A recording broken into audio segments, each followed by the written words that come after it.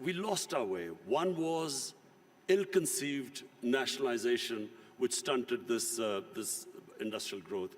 We could have, done what China did. They created wealth, and then they used the wealth to lift the bottom tier of the population. But just because the rich got richer, it didn't mean that we should have stopped, this industrialization by nationalization. We should have just had a more equitable growth.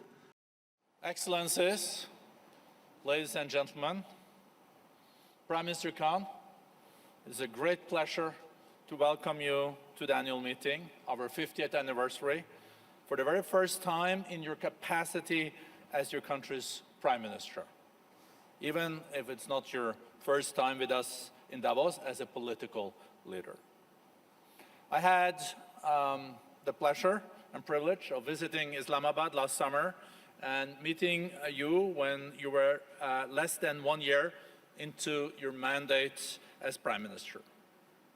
Pakistan had just agreed on a bailout with the IMF, and the country's economy was at a turning point. Despite spiraling challenges on the economic and geopolitical front, you maintained the vision you had outlined in your successful election campaign, a new Pakistan with an economy, institutions, and leadership that work for all of the country. Today, 6 months later, I believe you have a powerful story to tell the world, one in which a country in crisis has been able to pursue one of the most ambitious programs of social, economic, and institutional transformation I have witnessed. Instead of using the economic crisis to justify cutbacks, you used it to change the way the state collects taxes, the way it shelters its poor and invests in its youth and the environment, and to set new standards of integrity in public lives. Pakistan's ability to emerge from hardship stronger than before is the testament to the remarkable resilience of its peoples. Based on this, it is my great honor, Mr. Prime Minister, to welcome you here to the lectern. Thank you.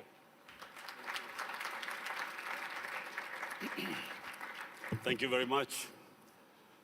First of all, I would like to thank the World Economic Forum for providing me this opportunity to speak to world leaders, business leaders, media people, to give the Pakistan perspective to the world.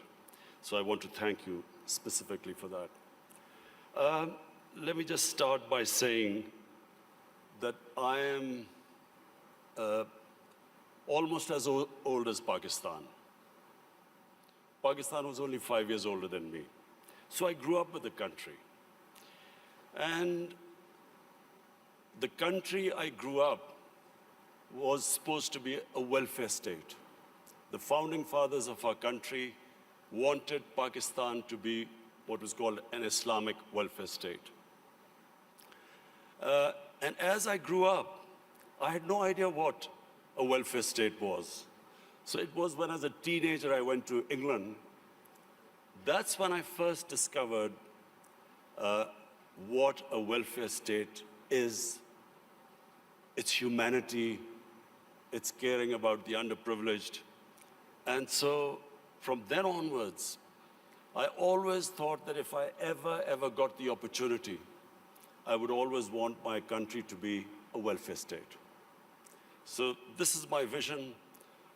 Everything, all the policies which we make in Pakistan are towards that end, to make it into a humane country where the government takes responsibility of the weaker section of its society. So this is the vision statement. But I'll start with environment, because the theme of this time, the World Economic Forum, is about sustainability. Let me just say, first of all, that the other thing about Pakistan, was this desire to see it as a humane and a just society. But the other thing was as a child, I fell in love with the wilderness of Pakistan, the mountains of Pakistan. Uh, all our summer holidays were spent in the Himalayas. And so from that time onwards, what I loved about Pakistan was its wilderness, its mountains. And so, as with age, I saw these mountains, this wilderness disappearing. And especially the way we destroyed our forest cover. I always resolved the second thing, that if I ever got the opportunity, I would make sure that we preserve this God-given beauty of our country. And we start a reforestation campaign. So in 2013, my party won an election in one of the provinces, which was the former northwestern western province called Pakhtunkhwa. And that's when we started one of the most ambitious campaigns to plant 1 billion trees in 4 years. And against all odds, we did it. No one expected it to happen, but we involved the local communities. We first made them understand how important trees were for the future. We made the people understand that Pakistan was very vulnerable to climate change. And we appealed to the people. We involved women in the mountainous areas to grow nurseries. And it became one of the most successful campaigns in our country's history of forestation. So we planted 1 billion trees. So when I became the Prime Minister, I resolved that we would plant 10 billion trees in Pakistan in the next 4 years. And this is now our objective. The experience we learned from the KP province, we are now using that experience to grow these nurseries, involve local communities, especially involve women, because they were very good in planting, developing and planting nurseries. So, why is it important for us to grow trees? For 2 reasons. One, as I mentioned, that Pakistan is vulnerable to global warming. Secondly, in our cities, pollution has become a silent killer. So unfortunately, there was no plan before, and our cities got very polluted, specifically Lahore, which had the pollution levels like Delhi in India, rose high because for some reason, our planners removed 70% of the tree cover of Lahore in the last 10 years. Apart from the environmental aspect now, the third thing I realized, that you cannot make your economy grow unless and until there is peace and stability. Pakistan in the 80s became part of what was the Afghan Jihad. Pakistan became allied with the US to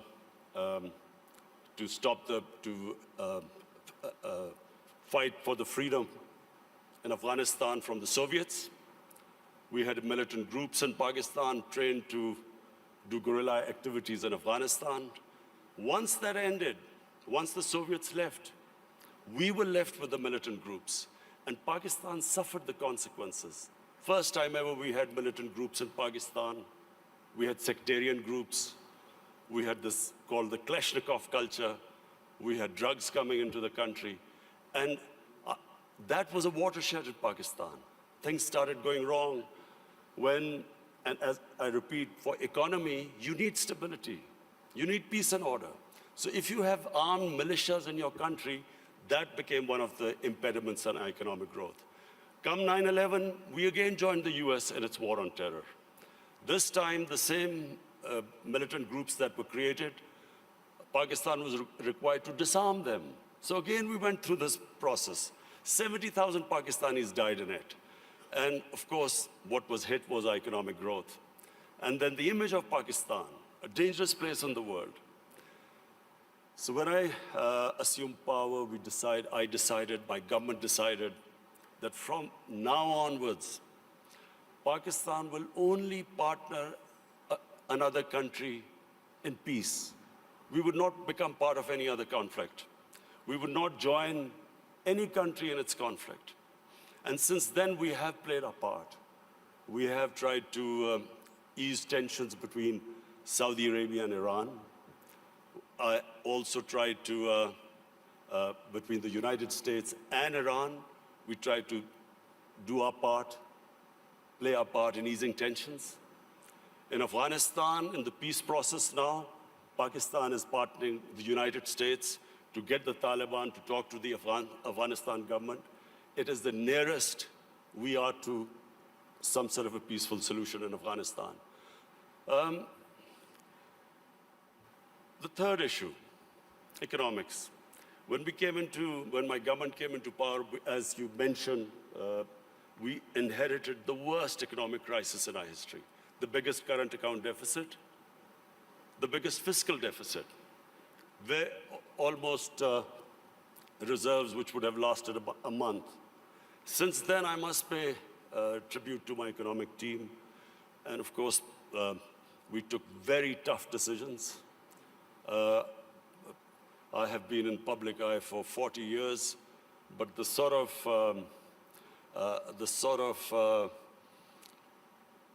public attitude I have to face in the last 1 year, I've never faced in my life because of all these tough economic decisions we've taken. People are hurting. Naturally, when you do stabilization, you squeeze the economy, people hurt. But we have gone through this very tough period. And mercifully, our economy stabilized. The rupee that was falling, it's now, in fact, in the last few months, it's gained a bit. Our stock market has gone up. Investment in Pakistan year to year has gone up by 200%. So things are we are in the right direction, although I have to say we still have a lot of hard work to do. This year now, we are looking towards economic growth. The idea is now so that we provide employment, bring in investment in Pakistan, create the conditions. And I'm happy to say that in 1 year, according to the World Bank, that index of ease of doing business, Pakistan went up 28 points in the ease of doing business. We were in the top 10 countries which made the biggest improvement. What are the advantages of Pakistan? Number one is our population. We are 210 million people. 60% of Pakistanis are below the age of 30. This is the real strength of Pakistan. Unfortunately, we have neglected this young population because we did not concentrate on skill development, equipping them to employ themselves, become entrepreneurs, provide young people to the industry. But now we have started a program of skill development. We have partnered World Economic Forum in this, this program of Skill Gap, and we have laid a huge amount of money for startups, young people, encouraging them to start their own businesses. This is the first time we've done apprenticeship. We are encouraging industries now to employ young people. So this is really a big source. This is a big resource which will, we hope, one day lift Pakistan. The other advantages Pakistan have, number one, is our mineral wealth. Sadly, untapped. Pakistan is sitting on one of the most precious gold and copper reserves. Unfortunately, we've had a few issues, so these reserves have remained untapped, but we have enough reserves that we can pay off all our foreign debt. We also have one of the largest gold reserves. We have rare earth minerals. We have unexplored gas reserves. So the whole government attention now is to develop these resources. We also have very fertile agricultural land. Unfortunately, the practices which we have done, we have not really explored this potential. Our productivity is one of the lowest. So for that, we have got help from China. China has been in the CPEC, what is this, the Pakistan-China economic corridor. We have in that got China to help us in developing the productivity of agriculture sector. And this is, I think, one area where Pakistan can make strides very quickly, because we do have fertile land. Unfortunately, as I said, our productivity is very low. And finally, my vision of Pakistan stems from its strategic location. Pakistan is strategically placed, probably one of the most fortunate positions in the world. On the one side is China, one of the fastest growing markets, and of course, closely allied to Pakistan. Then we have energy reserves in Central Asia. And the moment there's peace in Afghanistan, we then have access to all the markets in Central Asia. Then we have Iran, and hopefully, if things settle down, Iran also, the more we trade with Iran, both countries will benefit. The biggest neighbor, second biggest neighbor is India. Unfortunately and sadly, the situation between India and Pakistan is not what it should have been. There are various reasons, and I won't go into it right now. This is not the right forum. But the moment Pakistan and Indian relationship becomes normal, trade starts between the two countries, then one can imagine the location, the strategic location of Pakistan with China on one side, India on one side, and then countries with excess energy on the western side. I am someone who believes that in Pakistan, the moment we get our governance right, that is the real issue. Sadly, our governance, in the past 30 years, the way our governance deteriorated, that was one of the biggest reasons that we have not been able to fulfill our potential as a country. The country has tremendous resources, young population, strategic located. From now on, my government's biggest challenge now is how we can improve our state institutions, so we can improve our governance, so we can tap our potential. Thank you.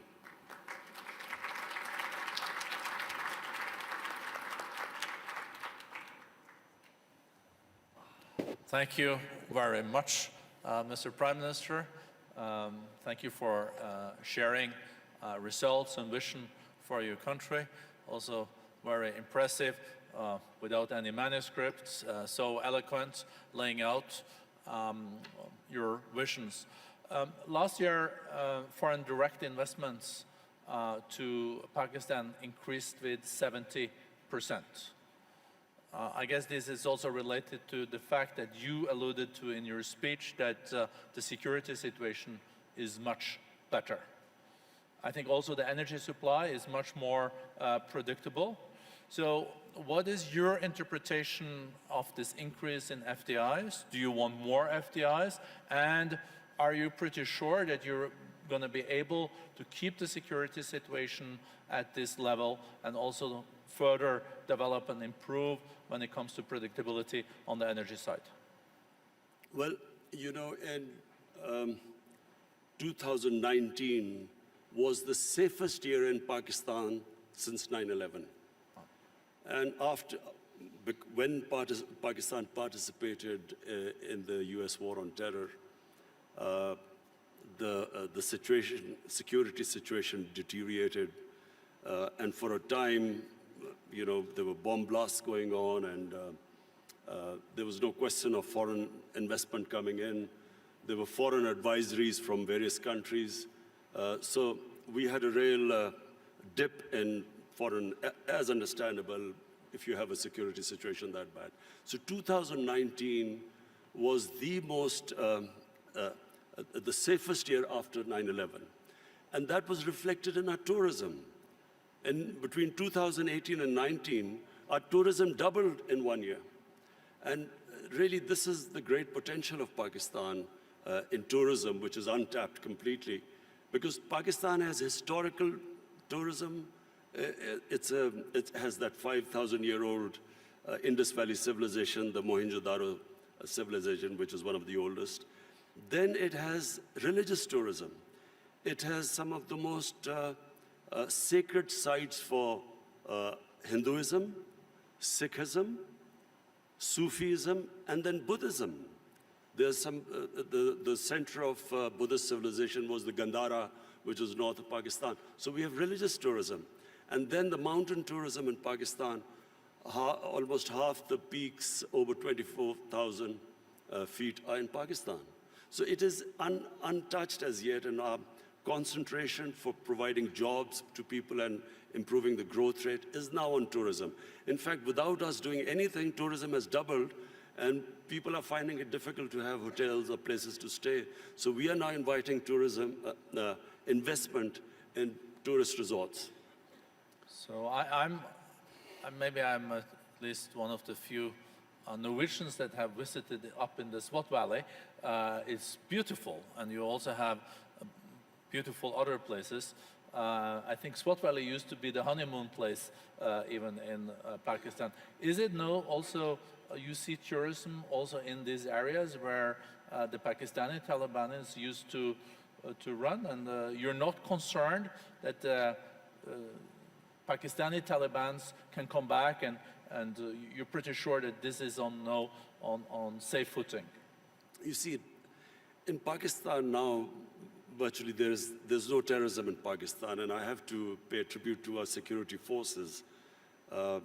They did such a brilliant job, and it was for a while, we went through a really difficult period, but thanks to them, there is hardly any terrorism. I mean, you have the odd problem, but that you have anywhere in the world. Problem now is we need peace in Afghanistan and stability. Whatever terrorism now comes into Pakistan every now and then is from Afghanistan. And that's why this peace process in Afghanistan is very important.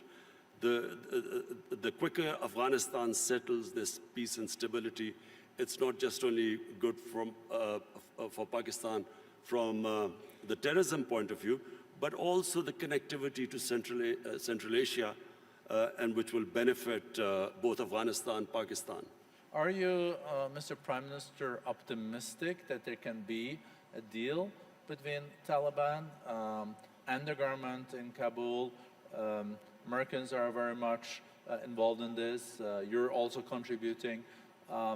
Is it possible this year? And do you think Taliban will also engage in a deal that will respect the rights of girls' education, women, and those areas where there have been progress in Afghanistan? Well, the first thing is that there has to be peace. And that can only happen if Taliban and the Afghan government, they sit together and there's a political settlement. That has to be the first step. Just my view, I do not think that, the saying that you only cross the river once. What was in 2001 is not going to be now the case if and when Taliban and the Afghan government come together, because so much has happened since then. So I think it would be a completely different scenario. But the most important thing right now, and it's not going to be easy, but it is the only option, that the Taliban and the Afghan government sit together. Whenever that happens, it will have turbulence, but it is the only way forward. There is not, and there never was, a military solution in Afghanistan. Mr. Prime Minister, as you also alluded to and mentioned, you have also initiated initiatives to have Saudis and Iranians de-escalating and trying to establish dialogues. You are able, as a nation, to have pretty good relations, both Iran, Saudi Arabia, UAE, and other Gulf states. If you look at the escalation that we have seen lately, some people even talk about this Middle East being at an inflection point. and there is no way back, and there are those that are more optimistic that there will be a de-escalation. You will continue to contribute in that process, and how do you see that unfolding in the year to come after Americans killed General Soleimani and etc.? Is U.S. deterrence back in the region? Are you short-term, medium-term optimistic on de-escalation, or is this something that really keeps you up at night? Look, let me just, first of all, make a statement. I do not understand why countries go to resolve their differences through military conflicts. Because whenever, and this is just in our lifetime we've seen this, the moment you start a military conflict, you don't know where it is going to go. You can start a conflict, you don't know when it will finish. And then it has unintended consequences. So we have seen in front of our eyes Pakistan joining the US war on terror, and I was the one who was objecting to it. I was openly against it, and I thought Pakistan should have stayed neutral. It should not have become partisan, because Pakistan had nothing to do with 9/11. There were no Pakistanis involved. Al-Qaeda was in Afghanistan. And I remember then President Musharraf telling us, it's only a matter of a few weeks. So 70,000 people dead later, 10 years later, over $100 billion lost to the economy later, finally we realized we had made a mistake. And the US in Afghanistan, 18, 19 years of this war and $1 trillion down the drain. So I do not think this is a way to resolve issues. And the worst thing that could happen is if there's a conflict between Iran and the US and its allies, it'll be a disaster. It'll be a disaster for us, Pakistan, it'll be a disaster. It'll be a disaster for the developing world because the oil prices will shoot up. Already we are trying to barely manage our budgets and our current account situation. Suddenly everything will be offset. It'll cause poverty in the world. And God knows how long it will go on. So, we in Pakistan pray that this does not happen. We have tried our best. We've already talked to Saudi Arabia, Iran, the United States. I spoke to President Trump yesterday, and I told him that this would be a disaster for us if this war starts. Did he agree? He didn't say anything. You can share with us. It stay in this room. No, I'm serious. He didn't say anything. But I think I think he understood, because this would be, in my opinion, it'll be insanity, because just Afghanistan is still not resolved, and Iran would even be a bigger problem.